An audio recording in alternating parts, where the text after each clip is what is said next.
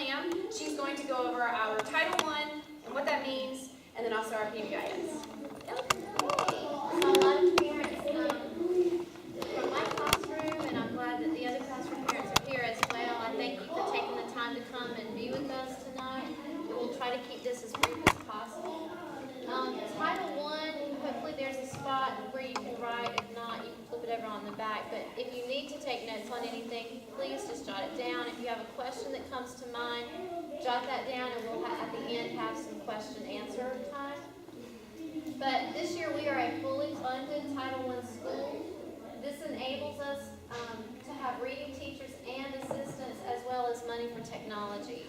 And it allows us to have tutors that come and help us in the classroom. When we divide the kids up into small groups, we're able to use that funding to help in that way. And it doesn't sell us short in any way. So we like that Title I funding. Please be sure you complete the lunch information sheet. This went out at Meet the Teacher for almost all of you. Some of you got it the first day that your child came. Even if you don't qualify, it's not about if you need it or not, but all of the forms that we get filled out and submitted, whether you use it or not, it's very confidential. That money is what Title I is about. That showing the federal government that, yes, we qualify. That's the way we do it, through those lunch forms. So I know we have some lunch forms that were turned in. That's fine. We have some that weren't filled out. That's fine too. But if you would just take a look at it, if you want to revisit that, we have those in the classroom, and we would love for you to be able to fill it out whether you use it or not. It's not about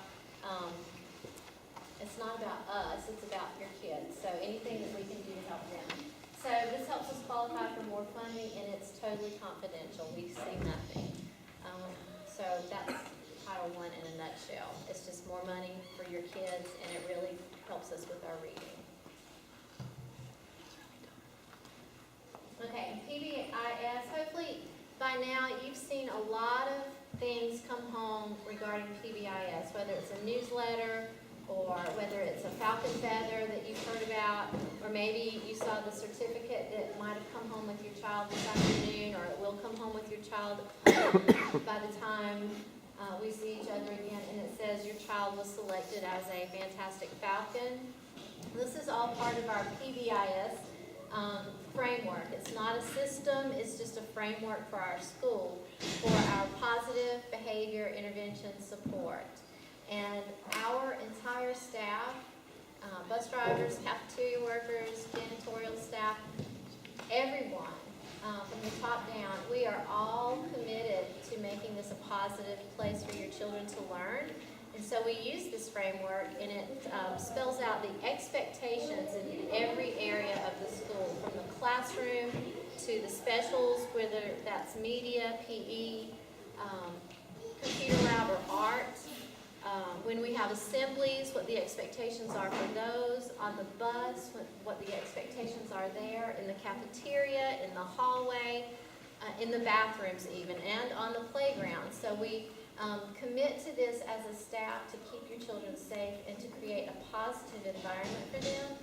And it works, and they help each other remember what they need to be doing, and it helps us move forward with our teaching when everyone is following those expectations.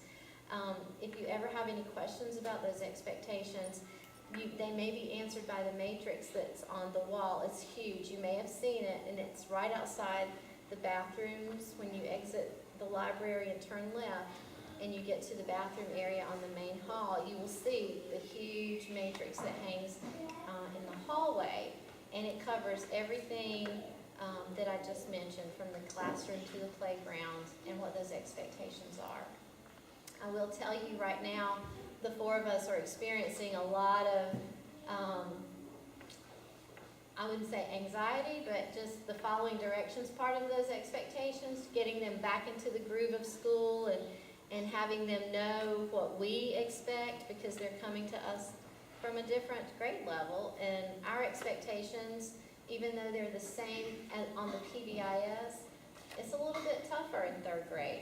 It's a little bit more independent in third grade, and we expect that responsibility, and we expect them to respect themselves and their classmates and their teachers and their materials.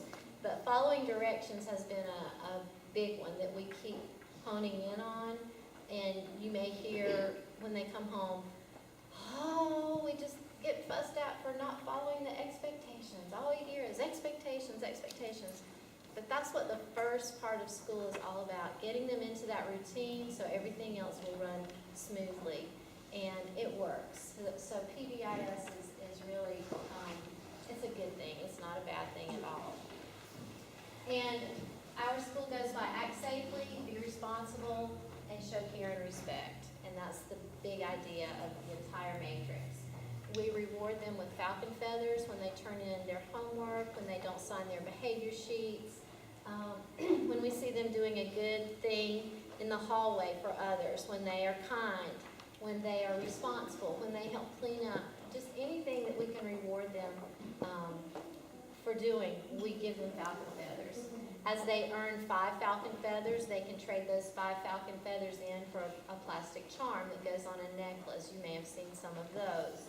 When they get 10 small charms, they can trade up for a large principal's charm, we call it. When they get so many principal's charms, at the end of the grading period, they may want to trade those in for the PBIS,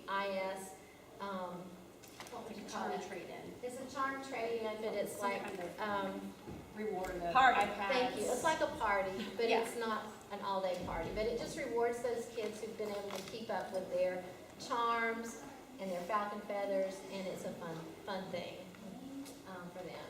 And then compliments, each classroom, when we earn 20 compliments from anyone in the school for following our expectations, we put up a compliment tag on our chart outside our door. When we earn 20, we turn them in and we add a puzzle piece to the falcon that's underneath the matrix. And when the falcon is filled, the whole school is rewarded in some way. So that's pretty cool too. And then we also, each grading period, we will select a terrific kid. And this is usually someone who is always showing us that they know what those expectations are, without reminders, always doing the right thing and going above and beyond. We try to choose someone who does it without reminders. So each 9 weeks there will be one chosen from each classroom as terrific kid, and these 2 will be recognized at the PBIS Honor Roll Assembly that we have each quarter. That's a lot of fast talk. But I think if you don't have any questions on that, it's pretty self-explanatory.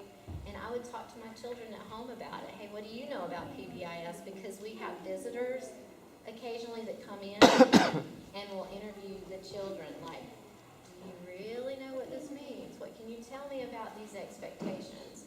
And that's so that we can be accredited with this PBIS, I don't know what you would call them, but the higher ups that do this, they come in and they actually interview teachers and students to find out if we're really using it. So maybe talk to your children about it and see what they can tell you. Okay, all right, that's it. Okay, Megan. So to piggyback on everything that Kelly just said, a big part of third grade is our expectations. And once they've now graduated, so to speak, from the primary grades, entering into those intermediate grades. And as we all know, third grade is a testing grade. We can look at that in a negative way, or we can think of it in a positive way. We can say, okay, that's a teaching tool for everybody. Teachers, students, parents, the school, everybody. Because it's everything that's built on from kindergarten up, pre-K up. It's not just a third grade thing. It just happens to be that year that they really feel like we got to see how well are these kids doing and how are they performing and where do we need to go from here. So expectations do change a little bit, and we are a little bit tougher on them than they were in second grade. They've matured a little bit, some more than others, and that's okay. And we know that, we recognize that, and that's why the conversations taking place between you and your children at home and expectations, and then conversations between you guys and us definitely are so important, and let us know what works for your children and what doesn't, because that's definitely a factor there. I picked this quote from Abigail Van Buren. Everybody knows who she is? Do Robbie, right? Okay, good. She says, if you want children to keep their feet on the ground, put some responsibility on their shoulders. And that is such a hard thing, I think, for parents, especially these days, because we are, as parents, I'm a parent myself, we are held so high to whatever is going on with our children, we almost have to take it personally, and it's almost like we're judged on our children. But I think, and I'm having to do this myself, making sure that if I want to keep her steady and keep her grounded, I've got to give her that responsibility and let go of it and just watch her fail. And know that she's got to fail in order to learn how to be successful without somebody else telling her how to do it and doing it for her. I say her because that's my daughter. But so please I just want you to kind of think about that and know that all of our expectations are for the good of your children, not to run a militant style school or classroom. We are so grateful and honored and blessed that you allow us to teach your children every day. That it truly is a blessing, and so we thank you for that, but we want you to know that we take it seriously, and we really want our children to take it seriously, and to kind of take that shift out of, we want them to still have fun, and, of course, explore in their learning, but understand that they are responsible for their behavior in the classroom, they are responsible for their progress, they have to have a piece of that responsibility, so that's why I chose to do that. So, first thing, homework. Homework is an expectation. I will say, homework is not expected to take all night long. Homework is not expected to be a chore. Homework is expected to be something that is built on or building on what we're doing in the classroom. We, as a grade level, we send home the same homework 99.9% of the time. There may be something individual to one particular class or one particular team than the other, but not very often at all. So if you're missing the homework assignment, you are probably going to call a parent who might be on the other team, and you're probably going to get the same assignment, so you get lucky in that respect. However, make it their responsibility, and sometimes if they don't have it, well, that's a lesson to learn. It's not something to be, we're not trying to punish them and be the drill sergeants, but that's a responsibility piece to make sure they have that. So the homework, they are expected to have homework every night unless it's written in the agenda that says no homework tonight, no math homework, no reading homework, whatever it may be. So it's pretty much the same expectation all across the grade level. So just expect to see reading, math, and spelling come home for the week. And if it's taking over, depending on your time, I know parents will be like, it's taking us 2 hours. Well, what's the situation like? I just can't get them to do it. Well, then if it's taking that long, it's not because it's too hard or too much. That's something else that needs to be addressed. And so please let us know that, because we can always help out, because I know parent-child interaction is way different than the parent-teacher interaction. So please feel free to let us know how that's going, and we'll be glad to help you out in that. But we don't expect their homework to last more than 30, 45 minutes. It really should not last much more than that. So, but again, if you'll just give us your honest feedback and let us know why it's taking that long, or if you think it's too easy and you want more, let us know, but I don't encourage that. I'm a big believer in being active after school. I'm a big believer in sports. I'm a big believer in family time. So this should not be interfering with all of that. If it's being done efficiently and correctly, that should not be the case. So let us know if that's what you're experiencing at home. Do you have a question? Oh. You're talking to him, I thought you were talking to me. Okay, next, behavior. Pretty much Kelly went over all of that, the behavior. Your child gets a signature on that behavior sheet. Yes, it's different than moving a clip, and it took me a long time to get used to that too.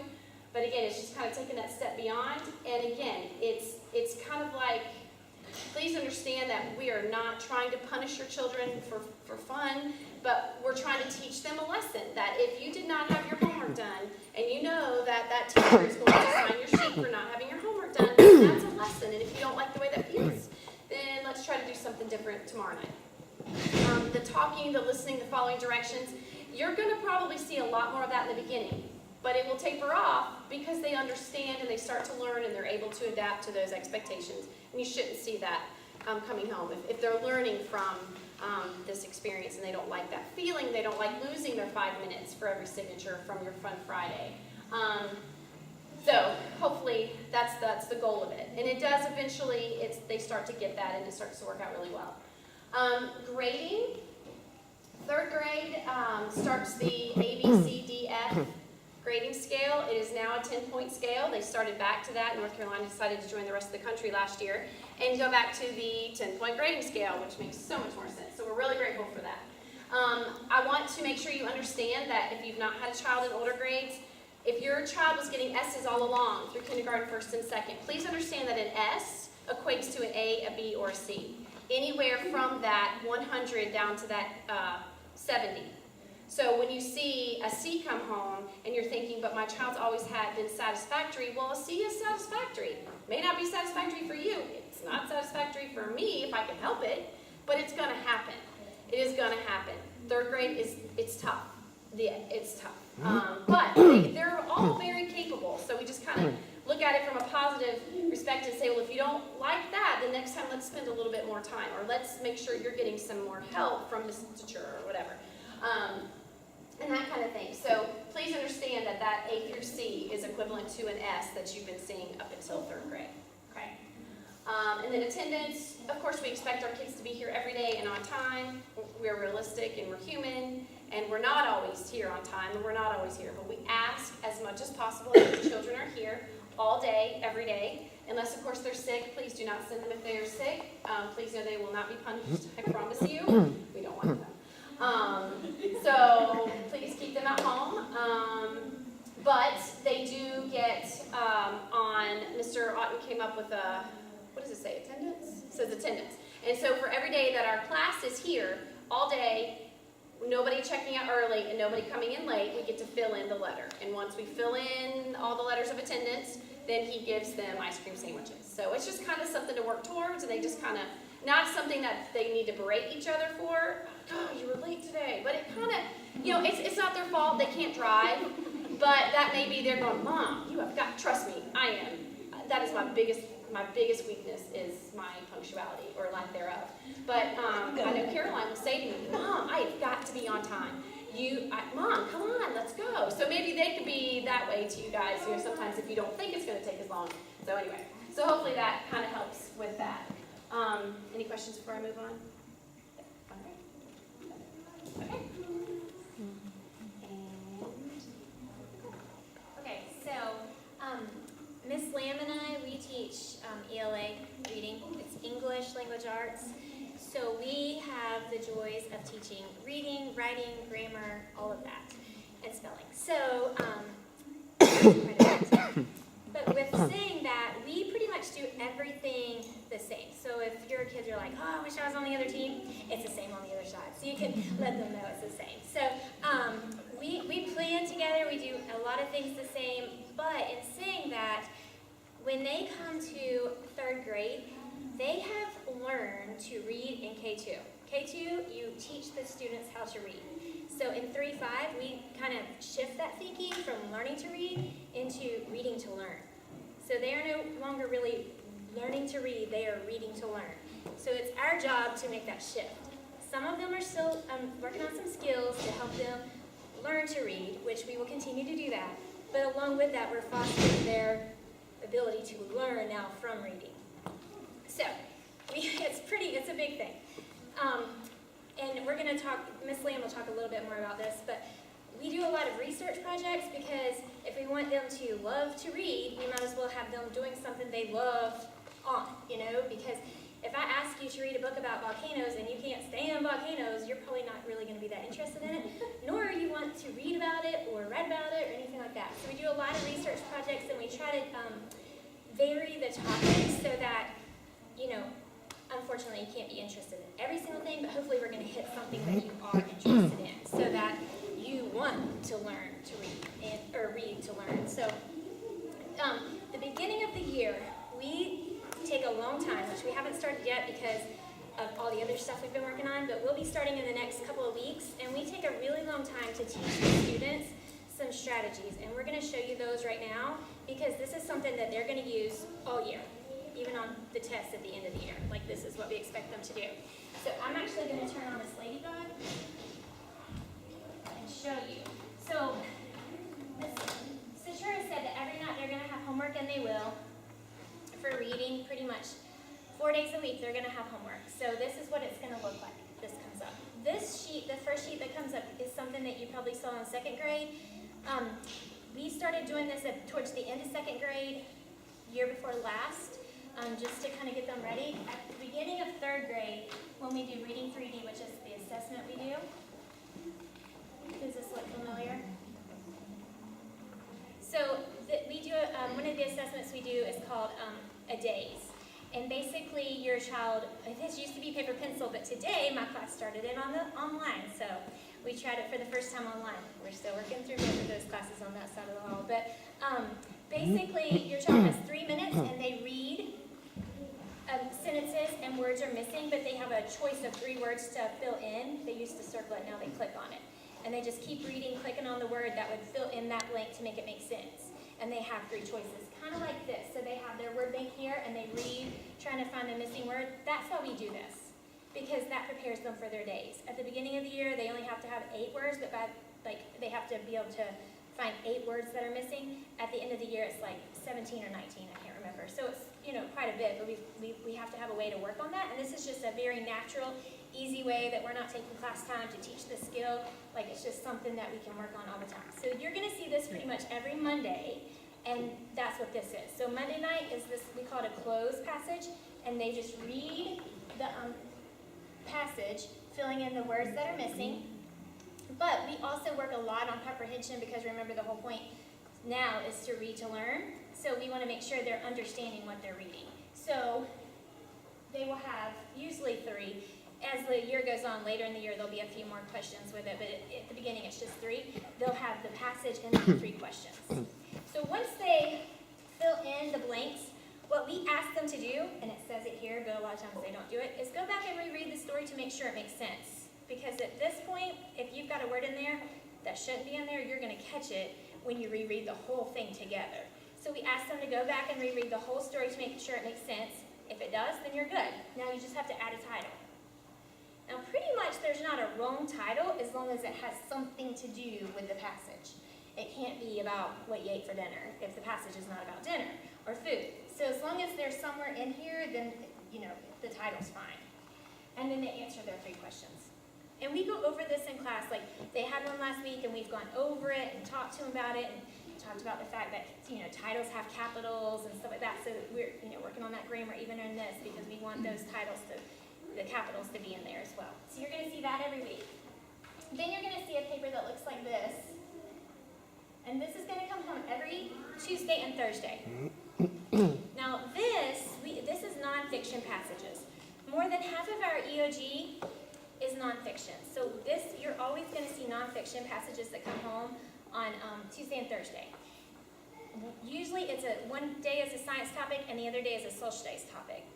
This keeps their interest in the reading, because for those of you that do not know, I moved to 3rd grade last year, and I learned a lot from these passages that I did not know before in life in general, just random facts that you learn, and so it's pretty cool. So they like that too. With this, I'm going to show you what we are going to expect them to do. Miss Lean's back there nodding. Okay, so so if you can't see, you might want to just move for a second so you can see. Your students do not know this yet. So we're going to start teaching them this in the next few weeks. Like, this is like starting next week, we're going to slowly start showing them what we expect them to do. The first thing is after they can do it before they read the passage or after they read it, but they have to number the paragraphs. So we've been working on what is a paragraph and how you know when it's a new paragraph. So when they see their paragraphs, on this paper, like a lot of times the paragraphs are indented, but not always. Sometimes there's just a space between them. So we just ask them to number their paragraphs. Like, they can just number each one. And generally on this type of passage, there's 5 paragraphs. Pretty consistently, 5 paragraphs. So we ask them to number the paragraphs, and then they can read the passage. That's fine. When they get to the questions, so let's pretend like we've read our passage and we're working on the questions. This is the big thing that we spend the whole first 9 weeks working on. We call it red, green, and yellow questions. And I don't know if you're going to notice. Oh, yeah, you can see it. Good. Okay. So green questions are the questions that are right there. You can go right back in the text and find them. They're right there. The yellow questions are going to take a little bit more to find them. They're either throughout the whole passage, or it might be a little bit more thinking on your part. But you're going to actually have to think more for those. It's not going to be, oh, I can go right back in there and find it, because you may have to go in multiple places and look and then take that and combine it. Then your red questions, these are your higher order thinking questions. These are going to be the ones that is just, they're not right there. It's something that the author has told you or that you know on your own, like your opinion. Like the closed passage that we did the other day, the very last question was, do you think that this law was fair? And there is no right or wrong answer, but you have to support your answer. That's how you miss it. Like if you don't support it, then you miss it. So that's this type of question, the red question. I mean, it can be totally your opinion. It might be an opinion question, and it's your opinion, but you have to support it from something that you might have read here. Does that make sense? So every question that your child has, and as we, later in the year, we'll shift from this to get them ready for 4th grade, but this is just so hard that we ask, just starting next week when we teach this to them, that they do this on every single homework. They will come over to their questions, and they will mark it, like the story is mainly about, that's probably not a green question, it would probably be yellow. So they just write whatever color is inside their question. So, why couldn't high schoolers be afraid of heights? That might be in the passage, so it could be green. Now, I will tell you, if it's green and we talk about it in class and they said yellow, that's not that far off, and we'll talk about why that was. And we're not going to be like, nope, you're wrong, no way. You know, we talked to them about that to figure out why they thought it was yellow. Because some of the questions, it is really hard to decide between, so we talk about it. But if they're saying green and it's really red, then we know that there's a problem and we help them with that. Does that make sense? So if they, and I even tell them, if you're 100%, if you're really not 100% sure, you can say green/yellow. Like, I'm not going to be upset about that. And we do, in our rooms, when we're going over this, because we want to get them moving, we'll ask them to go to a different corner based on what color they think the question is, and they can go in the middle if they just think it could be either way. But it's pretty overwhelming when, you know, if it's a green question and there's one person in red, they're like, oh, it must be green, and they run over real quick, you know, so it helps them. But this is just the way that they know, okay, if it's green, it's right there. I better go back in there and find it. Then the last part they have to do, so they have to number their paragraphs. We call this code their questions, red, green, or yellow. That's coding their questions. And then the third part they have to do is, if this answer is in this text, they've got to go find it and underline it. So we should see their evidence of where they found their answers underlined. That way we know they're going back in the text. We will not give your child a test without a book. We read a story out of one of our books last week, and we're taking a test on it right now, and we expect them to have that book open right there.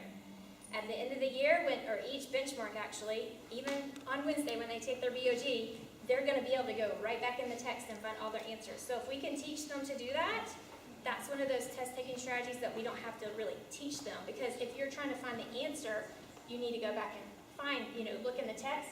We know you're doing that if you're underlining your evidence. So when we put grades on this, those 3 things count for half. Because if you are coding your questions, finding your evidence, and numbering your paragraph, you're doing half. You're doing what we asked you to do. So you get half credit right there. Then that means that we do 10 points apiece for the rest of these. So that right there is worth 50 points. So if you see your child comes home and if you see something like this, -10 for numbering paragraphs, that's because they didn't number their paragraphs. So we automatically take 10 points off. So in homework, really, it's an easy grade. Like that should, even if you miss one, you still got an A, because half your points came from doing what we asked you to do. So that's the big thing for reading. Now, yes. I'm sorry. You're okay. Number paragraphs. Code the question. Question and what else? Underline your evidence. Underline your evidence. You have to put the number by, if you underline it, you have to put No. 1 by 1. We don't make them do that. Well, that comes in 4th grade. Yeah. I better ask. And We're just we're- baby stepping it. Yeah, we're just trying to get them to that point, and towards the end of the year, we'll slowly move away from coding your questions to underlining the key words in the question, like in 4th grade. But they've never done anything like this, so we've got to get them to this point. So that's why we start with. They really like the coding, they catch on to that really quick with the red, green, and yellow, and so that just is a really natural transition. And we also, we teach them that this whole 9 weeks, that's what we're going to be working on, and how to write a question where you restate the question. Because that way you make sure you've answered it. If you have an open-ended question and you restate it, then you make sure you hit all the parts. And that gets me to our last homework piece, and that is we do it on Wednesday nights. And part of still, they've done it in kindergarten first, second, is the reading 3D, where they have to read a book that they've never seen before and then answer questions on it, orally questions, but then they have 2 written questions. They still have that in 3rd grade. So even though we're transitioning them, like kind of away from that sort of stuff, this is still an assessment piece that we have. One way that we feel like really works on that, like we work on that during guided reading, but one way that really helps them continue to work on it is on Wednesday nights, they can read any book they want. They can be reading a chapter book they've been working on all week, it doesn't matter to me, but they pick a question, and we're going to be putting these in your agendas, but they'll have a sheet full of questions, and they will have circled what level they need to be working on, because everybody's working on a different level. So they will have their level circled. Whatever their level is, we ask that you help them pick a question off of that, and we ask that you help them because we don't want them answering the same question every week. Those questions are the ones that they will be asked when they go do Reading 3D. If they continuously do the same one, then they aren't trying the other ones, and I can't guarantee which question it's going to be when they go in Reading 3D. So if we can master all of them at a certain level, then we move up to the next level, and we keep moving. At the end of 3rd grade, they're expected to be on a level P, so we want to make sure we're working them towards that P. So that'll be their expectation by the end of 3rd grade. Now, we use that Reading 3D data. Miss Lamb and I use that to work on our guided reading groups that we do during Falcon Flight. That's the information we use. So whatever level they're on, and then we figure out, what books we're doing with them, what questions we're doing with them, that sort of thing. So that's how we use that information. Just a quick question. Last year, I noticed that a lot of the questions were targeted toward fiction pieces. Are there going to be some more nonfiction? There are more fiction than nonfiction questions. We run into that same thing too. But once you get into some of the higher levels, like I can't really remember what level, but I'm going to say probably starting at like NO. There's only 2 choices. There's one fiction, one nonfiction for the books. Like once you get up to a certain level, there's only 2 choices to benchmark them at. So once they do one, they do the other, and then move on. Do you have a lot of the texts were nonfiction last year, and there weren't many nonfiction stems, so I just Yes. didn't know how to. And if that's the case, like you'll keep doing the same one because that is going to be, if they read a nonfiction book, that's going to be their question. Okay, excellent. So that'll be every Wednesday night. And then Miss Lamb and I, when we grade those, we put a 2 or 3. 2 or 3 means that they would have passed. You got to have at least a 2 to pass. So a 2 or 3 passes.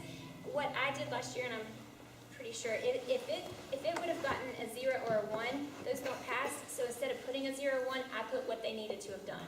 Is that right? Yeah. So we both do that. So if you didn't put enough details, because if it says details, they expect 2 details or more. So we actually teach them, if it says details, you put 3. So that way if one of your details doesn't work, you've got 2 more to fall back on. Like we would rather overdo it than underdo it. So I will put on it, need more details, or you didn't answer the whole question, because sometimes those questions are 2 parts. So if they don't answer the whole question, I'll say, what about? And so there won't be a grade. So if you don't see a score, you'll see a comment. But if you see a 2 or 3, then they're good. Any other questions? Okay. I know that was a lot, but if we show you this, it just makes homework so much easier for you guys.